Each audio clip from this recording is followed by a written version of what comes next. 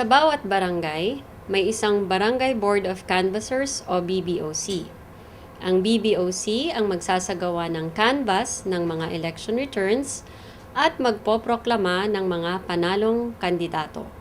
Kung ang barangay ay may iisa lang na BET, ang BET na yon ang aaktong BBOC. Ngunit kung higit sa isa ang BET ng barangay, pipiliin ng election officer mula sa mga BET chairman ang bubuo ng BBOC. Ang BBOC ay binubuo ng 3 katao, ang chairman, vice chairman, at member secretary. Majority vote ang kailangan mula sa BBOC upang makapagbigay ng desisyon ang BBOC. Ang BBOC ay hindi dapat kamag-anak ng sinumang barangay o SK candidate o ng sinumang miyembro ng parehong BBOC. Ang sinumang miyembro ng BBOC na magpapanggap na may sakit para mapalitan ay maaaring makasuhan ng election offense. Bawal din para sa mga miyembro ng BBOC na mailipat o umalis sa kanyang official station umpisa sa araw ng eleksyon hanggang makapagproklama ng mga nanalong kandidato maliban na lamang kung merong permission mula sa COMELEC.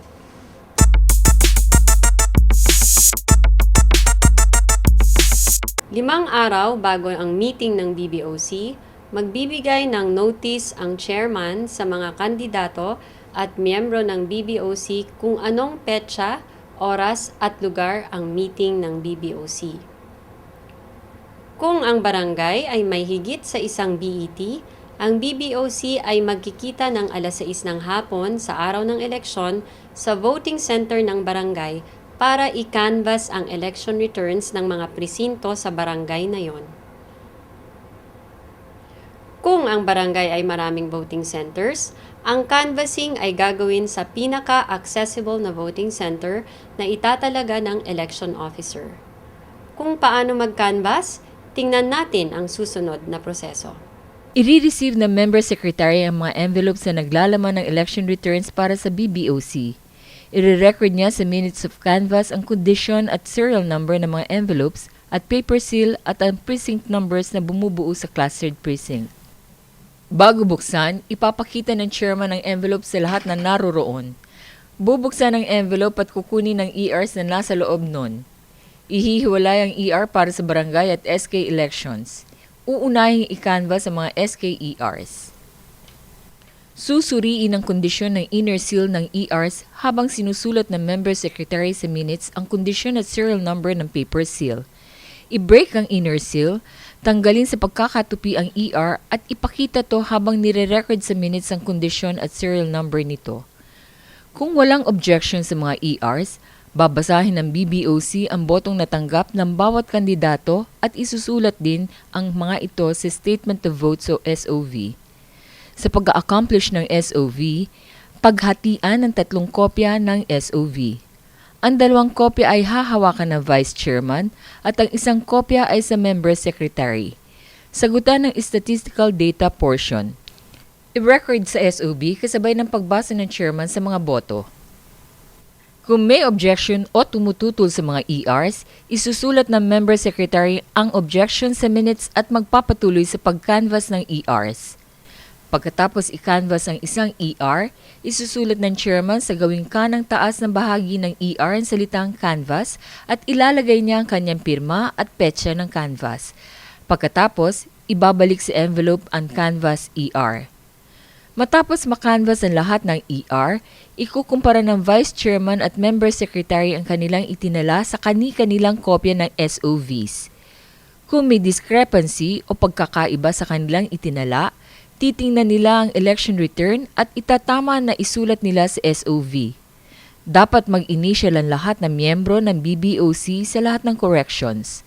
Kung wala namang pagkakaiba sa naitala ng Vice Chairman at Member Secretary, pipirma ang mga miyembro ng BBOC sa taas ng kanilang pangalan at magta-thumb mark sa certification portion ng SOVs. Matapos makumpleto ang mga SOV, ihahanda na ng BBOC ang 4 na kopya ng Certificate of Canvass and Proclamation, COCP. Pipirma at magta-thumb mark din dito ang BBOC at ia-attach ang SOV sa bawat kopya ng COCP, liban na lamang sa kopya na laan para sa mga nanalong chairman. Pagkatapos nito, opisyal nang ipoproklama ang nanalong kandidato para sa SK chairman at 7 kagawad. Pagkatapos i-canvass ang election returns ng SK elections, ika-canvass naman ang election returns para sa barangay elections, alinsunod sa nabanggit na proseso, at ipoproklama ang nanalong kandidato para sa punong barangay at 7 barangay kagawad. Kung ang barangay ay mayroon lamang na isang clustered precinct, agad na gagawin ng BET ang 3 kopya ng SOVs at COCP at ipoproklama ang nanalong kandidato. Inaasahan na matatapos ang canvass sa loob ng 24 oras, umpisa sa oras na kinanvass ang unang election returns. Pagkatapos ng canvass, ibabalik ang mga ERs sa kanilang mga envelopes at ilalagay ang mga ito sa envelope for canvass ERs. Isasarado at seselyohan ito gamit ang paper seal na siya ring pipirmahan ng BBOC. Ang serial number ng paper seal ay ilalagay sa minutes. Ang nasabing envelope ay dadalhin ng BBOC sa city o municipal treasurer.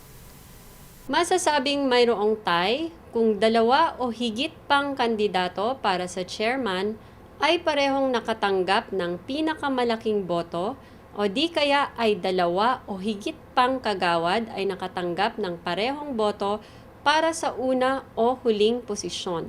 Kung mangyayari ito, ilalagay ito ng BBOC sa minutes. Sa pamamagitan ng isang resolusyon at sa loob ng 5 araw na notice sa mga kandidatong nagtay, ang BBOC ay magsasagawa ng special public meeting. Sa nasabing public meeting, magkakaroon ng drawing of lots sa mga kandidatong nagtay. Ang papala rin sa drawing of lots ang siyang ipoproklamang panalo. Mag-i-issue ang BBOC ng certificate na nagsasabing ang naturang kandidato ang pinalad at siyang ipinroklama. Kung ang pinaglalabanan ay ang unang pwesto para kagawad, ang natalo sa drawing of lots ay ang magiging pangalawang kagawad.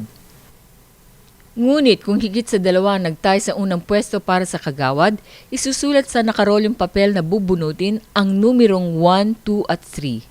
Bubunot ang mga kandidato dito at ang numero makukuha ay ang kanila magiging ranking. Sa ngalan po ng lahat ng commissioners ng Commission on Elections at ng aming Education and Information Department, kami po ay nagpapasalamat sa inyong tiyaga at sigasig na nakinig at nanood dito sa ating training video.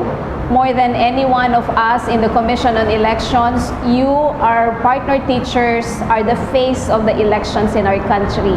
Sama-sama po tayong magtulungan para ang darating na halalan ay maging maayos at mapayapa.